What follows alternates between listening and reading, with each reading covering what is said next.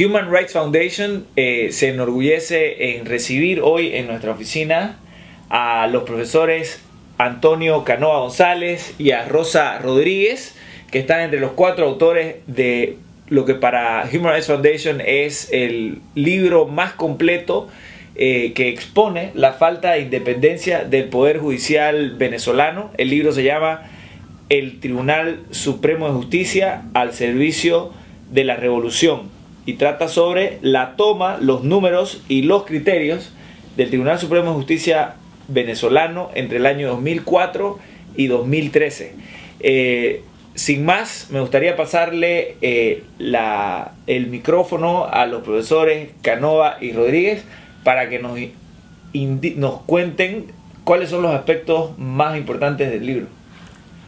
Mira, primero estamos muy contentos, agradecidos de compartir con ustedes acá y además, bueno, por el interés que tienen en este trabajo que hicimos en el marco de la Organización Civil Un Estado de Derecho. Somos una organización venezolana que nos hemos dedicado a, entre otras cosas, informar sobre la situación real del Estado de Derecho, de la democracia, de las libertades ciudadanas en Venezuela.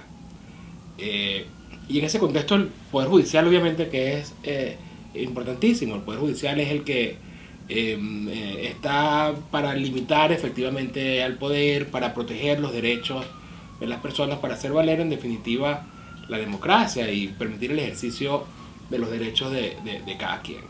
Y el Poder Judicial venezolano desde hace muchísimo tiempo, y en específico desde el año 2004, cuando se aprueba la Ley Orgánica del Tribunal Supremo de Justicia en mayo del 2004, y con el nombramiento de los magistrados que ocurrió en diciembre de ese año, ya pasó definitivamente desde entonces, sin ningún tipo de variación, a ser un tribunal, a ser un Poder Judicial y un Tribunal Supremo, que es el que está a la cabeza del Poder Judicial venezolano, al servicio del gobierno. No se puede decir que los jueces incluso deciden con miedo por represalias, no. Es que el gobierno se ha asegurado que el Tribunal Supremo, los magistrados y los jueces comulguen con las ideas, con la actuación, con los fines del propio gobierno, de manera que haya un control total del gobierno sobre los tribunales. Y obviamente que en este contexto los funcionarios del gobierno, el presidente, los ministros, en definitiva, todos actúan impunemente, irresponsablemente, es decir, sin que sus actos puedan ser efectivamente controlados desde el punto de vista jurídico. En definitiva, es un gobierno despótico, un gobierno que se ejerce sin limitaciones jurídicas, sin limitaciones legales. Entonces, ¿qué es lo que hicimos en este libro? Bueno, lo que hicimos fue demostrar por todos los medios, de manera lo más exhaustiva posible, cómo hasta ahora, y específicamente por esos años, del 2004 y 2013, no había ninguna posibilidad de control del gobierno y del Estado venezolano por los tribunales. Lo hicimos de 3 formas. Primero, hicimos una relación no solamente de las noticias, las declaraciones de los altos funcionarios del gobierno acerca de la necesidad de que el Poder Judicial esté afín con la actuación de política y los intereses políticos del gobierno. Cómo fue todo ese proceso jurídico para esa toma de control del tribunal.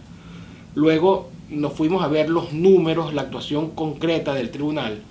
Hicimos un estudio estadístico exhaustivo durante esos años de aquellos juicios en los que el gobierno tenía algún interés, cómo habían resuelto los tribunales definitivamente estos litigios, esta controversia.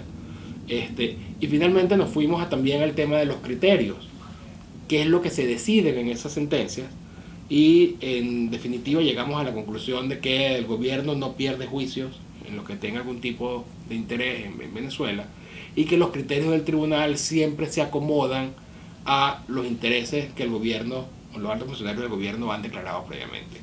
En definitiva, y como lo dice el título, en Venezuela el TCJ y por lo tanto el Poder Judicial sirve al gobierno. ¿Y qué ejemplos concretos en esas 3 áreas que vio? O sea, cómo en cuanto a discursos políticos el tribunal se fue cada día más subordinando a la línea política del gobierno en cuanto a discursos, luego en cuanto a números y luego en cuanto a criterios.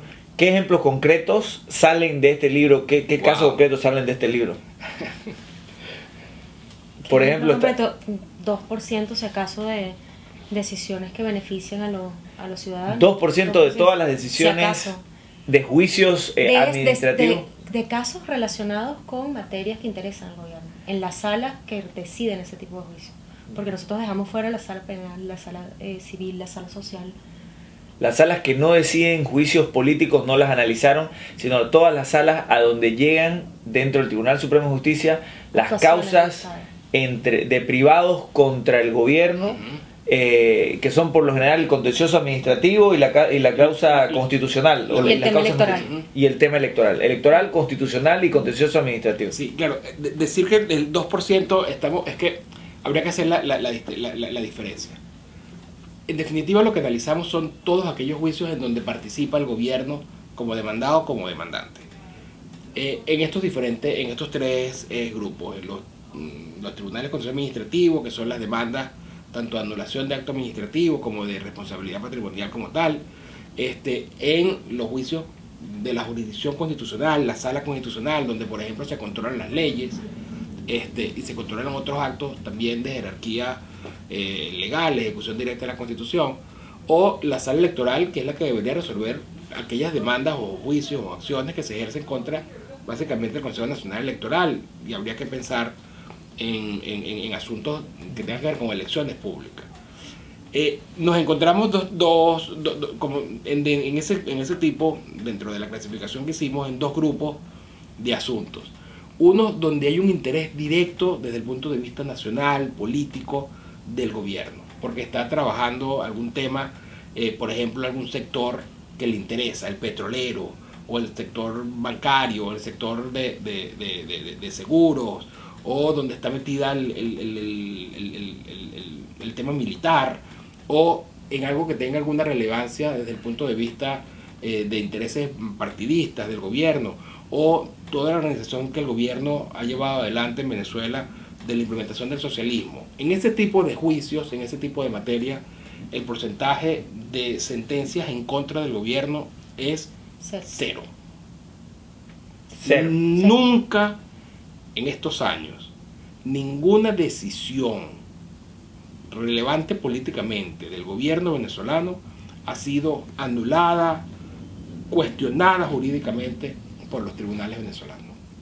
O sea, no ha perdido una sola vez. Por ejemplo, en Venezuela el gobierno ha decretado miles de expropiaciones de empresas, de tierras, de viviendas incluso. No ha habido un solo caso de alguna expropiación, de una medida expropiatoria o similar, que haya sido detenida, que haya sido cuestionada, que haya sido limitada, que haya sido anulada por los tribunales. Esa es una política del Estado venezolano que ejerce con total y absolutamente libertad, impunidad y responsabilidad. Y hay otros tipos de juicios que también se presentan tanto en la sala político-administrativa, en la sala constitucional, en la sala electoral, que son de asuntos de, por ejemplo, algún funcionario público que fue despedido, o alguna indemnización por algún accidente de tránsito donde se ha demandado al gobierno. Y en esos casos, como dice Rosa, a lo máximo, en un porcentaje mínimo menor al 2 o 3%, hay alguna sentencia que podría ser favorable a las partes. Sin embargo, nunca son favorables plenamente, nunca hay un restablecimiento de los derechos. O sea, ni siquiera en aquellos juicios donde el gobierno no se juega nada, políticamente hablando, los venezolanos, las partes venezolanas tienen triunfo. Me decían ustedes que también hay ejemplos concretos donde el Tribunal Supremo de Justicia dice abiertamente en sus sentencias o en discursos fuera del Poder Judicial, donde dice abiertamente que su función es estar al servicio de la revolución. ¿Hay ejemplos de eso que están documentados en el libro? Sí, y hay ejemplos en la prensa nacional, hay discursos reproducidos que lo reflejan, si los hay. Pero, por ejemplo, uno que fue magistrado en el año 2006 en un discurso oficial, en la de Ponte a Ponte, que luego termina siendo perseguido y huye de Venezuela. En ese discurso oficial dijo algo como esto: acompañamos con firmeza y apuesto la transformación revolucionaria del Poder Judicial, que debe ir acompañado con el proceso de transformación general de la sociedad. O sea, por ejemplo, por ponerte un ejemplo, hubo otro magistrado En el año 2011 otro diputado, otro magistrado del Tribunal Supremo de Justicia, Fernando Vegas Torrealba, dijo, primero se refirió a Hugo Chávez en ese momento como su comandante presidente. Él era un magistrado del Tribunal Supremo. Magistrado del Tribunal Constitucional Y llamó abiertamente al resto de los tribunales de la República, textual, a aplicar severamente las leyes para sancionar conductas o reconducir causas que vayan en desmedro de la construcción del socialismo bolivariano. No es de extrañar entonces que una de las principales acciones del TCJ y de los tribunales venezolanos sea perseguir a la oposición. Y lo vemos todos los días. Y lo vemos de una forma descarada, cómo se persigue a la oposición. No solamente se encarcela, se mete preso a miembros de la oposición. Tenemos varios casos. Está el paradigmático de Leopoldo López, pero también tenemos el de Antonio Ledesma, tenemos el de Enzo Escarano, tenemos el de Daniel Ceballos. Son presos políticos, incluso algunos en ejercicio de cargos públicos de la oposición, que han sido encarcelados sin razón, sin justificación. Ahorita mismo, estamos ahorita en un proceso electoral para designación de diputados de la Asamblea Nacional, que será ahorita el 6 de diciembre de este año 2015, y ya varias decisiones del Tribunal Supremo y de la Sala Constitucional están dándole abiertamente un beneficio al gobierno en contra de las opciones de los de oposición. O sea, hay partidos políticos de oposición que han sido, sus directivos han sido destituidos y han nombrado a personas, el Tribunal Supremo, personas afines al gobierno, que en definitiva están hasta decidiendo estos quiénes son los candidatos por los cuales van a votar la oposición. Es decir, en Venezuela, y tú me decías ejemplos, y ejemplos hay muchísimos. De hecho, fíjate, en el libro, además de las estadísticas de las que te estaba hablando Rosa, de que prácticamente es imposible ganar y que los asuntos importantes para el gobierno nadie gana, también nos dimos cuenta de que había un patrón que se aplica y que se sigue, y aquí está documentado en 55 ocasiones en estos 9 años. Analizaron 47.000 sentencias. Sí, son 45.000 y tantas sentencias. 45.000 sentencias. De estas 3 salas. Pero hay 55 veces que se dio un patrón que básicamente era que cuando el gobierno necesitaba hacer algo en cualquier tipo de decisión que tuviera incidencia en beneficio para ellos, o justificar alguna medida en diferentes temas, desde cuestiones organizativas dentro del propio Estado, como en la interpretación o la aplicación de los derechos, incluso de derechos sociales. Cuando el gobierno quería hacer algo, y en los derechos políticos en especial, que iba en contra de la Constitución, salían declaraciones de funcionarios públicos diciendo que era lo que iban a hacer, para que generara un debate. Y ese debate, donde las universidades, academias, cuestionaban esas medidas, o la posibilidad de hacer esas medidas, siempre terminaba acabado el debate con una sentencia del Tribunal Supremo, de alguna de estas salas, donde dice que lo que decía el gobierno es perfectamente posible de acuerdo con la Constitución, aunque sea interpretándola de una forma totalmente torcida, totalmente errada. Es decir, cada vez que el gobierno ha querido hacer algo, el tribunal ha salido al paso y le ha dado la razón al gobierno y le ha permitido actuar conforme a lo que quiera, de una forma descarada prácticamente. Entonces no hay de ninguna manera, está registrado aquí con números, con estadísticas, que no hay independencia en absoluto del Poder Judicial de Venezuela. Que están al servicio literalmente del gobierno. No hay lugar a duda. Gracias, profesores, por visitarnos. Human Rights Foundation es su casa. Nosotros somos una organización que, como les mencionaba antes fuera del micrófono, somos una organización que se enfoca exclusivamente en países que no son democráticos, es decir, en autoritarismos completos o autoritarismo competitivo. Y un aspecto esencial que diferencia a una democracia de un autoritarismo, ya sea completo o competitivo, es la ausencia de independencia del Poder Judicial. Eso no lo decimos nosotros, lo dicen documentos jurídicos internacionales, desde la Declaración sobre la Independencia de Abogados y Magistrados en el marco de la ONU, lo dice la Carta Democrática Interamericana. El artículo 3 establece como un elemento esencial de la democracia, es decir, que si no hay este elemento no hay democracia, la separación de poderes, con especial énfasis en la independencia del Poder Judicial.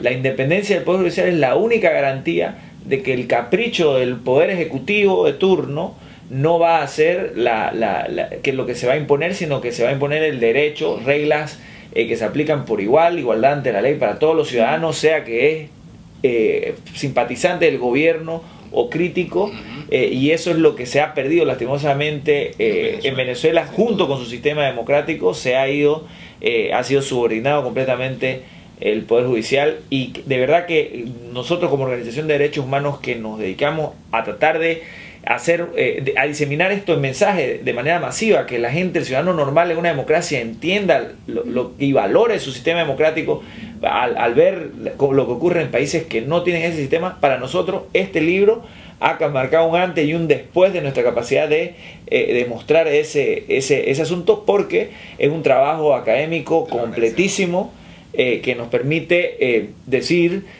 el motivo por el que no hay independencia del Poder Judicial. No es porque creemos eso, porque leímos las cartas o porque nos lo dijo un pajarito, ¿no? Sino porque se investigó 45.000 fallos judiciales y está claro, la conclusión es contundente de que no hay independencia del Poder Judicial en Venezuela.